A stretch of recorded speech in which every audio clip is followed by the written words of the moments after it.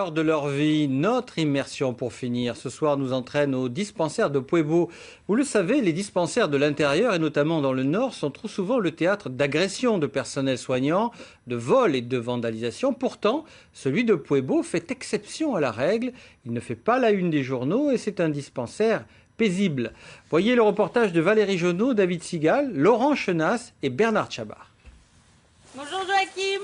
Bonjour Joachim. Bonjour. Tu vas bien? Oui. Ça va?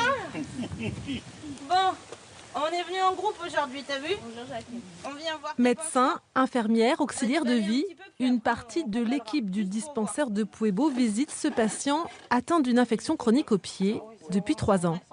Je marchais dans l'eau, il y avait une dépression. Je marchais avec les pieds nus dans l'eau. Puis c'est là que j'ai eu le microbe, il est rentré. Et puis j'ai eu une grande fièvre. Puis c'est de là que je me suis rendu à l'hôpital.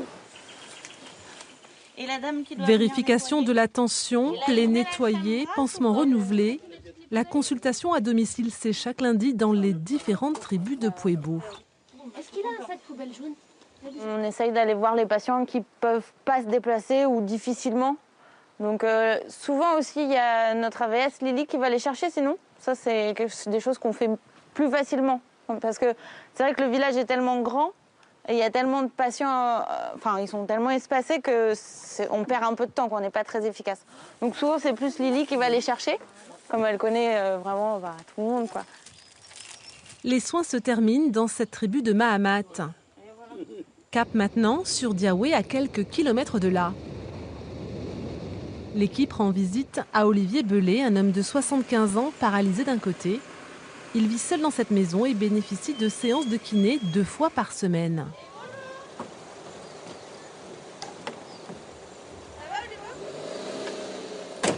Je voulais juste voir allongé 5 minutes, essayer de voir un petit peu où il en est sur sa jambe. C'est possible? Super.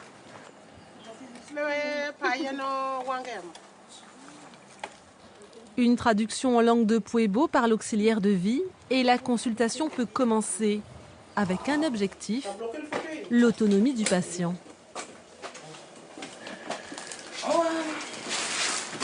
Bravo monsieur. Ouais, t'as bien repris là. Hein. Oh, ouais, super. Le médecin constate une évolution positive pour ce malade.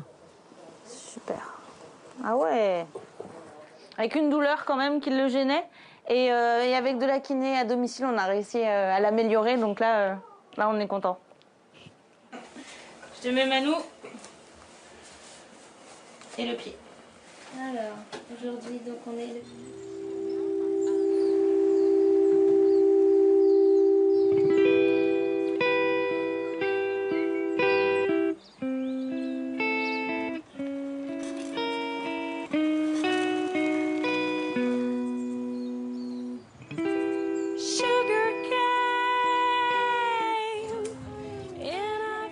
Retour au dispensaire de Pueblo. La structure a son rythme. Le mercredi, c'est jour de PMI. Un service gratuit apprécié des mères présentes.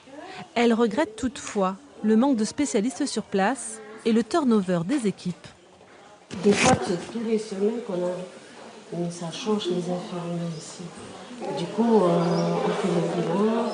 Ça tarde dans la salle parce qu'il faut aussi plus de dossiers. Le petit souci ici, c'est qu'il y a un manque des fois de dentistes et de sages-femmes.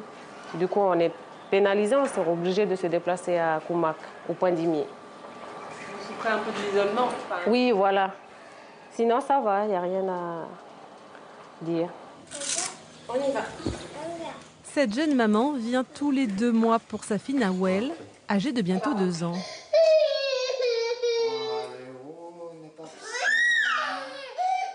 La consultation reste une épreuve pour l'enfant. On va faire une piqûre. La piqûre aura finalement bien lieu. Dis tata. Tata. Moi-même. Cette consultation et les autres sont organisées par la secrétaire Béatrice Poumalis, 29 ans de service, alias Baki. La vie d'un dispensaire ici, à Pueblo, est-ce que c'est toujours aussi tranquille ou il y a des fois des moments de tension? Rarement, sauf s'il y a une urgence, voilà, et si on ne prend pas le temps de s'occuper de suite, voilà, mais rare. Pour préserver cette ambiance, Baki fait le lien avec les patients et les personnels de santé. La secrétaire conseille les nouveaux venus, comme le médecin-chef arrivé cette année. Je vais essayer de rappeler après. Et si j'arrive pas, je te ferai rappeler l'aide médicale pour qu'il puisse récupérer ses médicaments. Oui, c'est ça, c'est cher quand même. Oui. Et l'ophtalmo, il faut qu'il voit l'ophtalmo cette semaine, la semaine prochaine. Ce médecin a accepté de travailler à Puebo sur un poste laissé vacant depuis des mois. Les gens qui viennent ici, on voit bien qu'il y a 2 pics d'âge dans ceux qui sont ici. Soit des jeunes qui ont fini leur formation, qui sont parfaitement compétents, mais qui ne sont pas quelque part installés dans une vie familiale, et un autre pic qui serait le mien, celui des jeunes retraités, qui n'ont plus de contraintes familiales auxquelles ils doivent répondre. Ouais, parfait. Fais la force. Mélissa Pizzuti, 28 ans, travaille pour la première fois en dispensaire avec un contrat de 6 mois. Elle arrive de Seine-Saint-Denis et s'adapte à cette nouvelle vie. Je regarde juste le ventre, on s'allonge, on en profite. Je trouve pas que ça change du médecin généraliste ou quand j'exerçais à Paris. Le cadre est différent, la population est différente et peut-être plus agréable à vivre, plus sympa, le contact se fait plus facilement. À Puebo, ce centre médical fonctionne grâce à un équilibre entre nouveaux arrivants et anciens.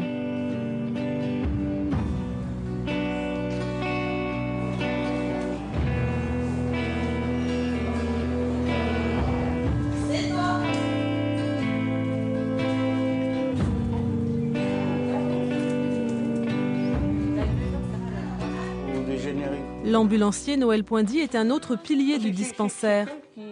Ce grand chef d'un des districts de Puebo travaille ici depuis 8 ans. Parce que normalement, c'est des médicaments, quoi. C'est pas des bonbons.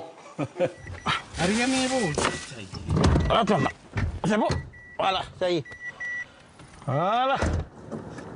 Cet après-midi, il raccompagne un ancien jusque chez lui, à la tribu de Saint-Gabriel. C'est un beau métier quand même, ambulancier dans un dispensaire, parce que c'est pas uniquement qu'ambulancier, c'est pas uniquement que l'ambulance. Il y a tout un travail aussi à côté, quoi. Maintenir le lien social pour que la relation soignant-patient soit bonne. Les secrets du dispensaire de Puebo qui ne fait jamais parler de lui à la rubrique Faits divers.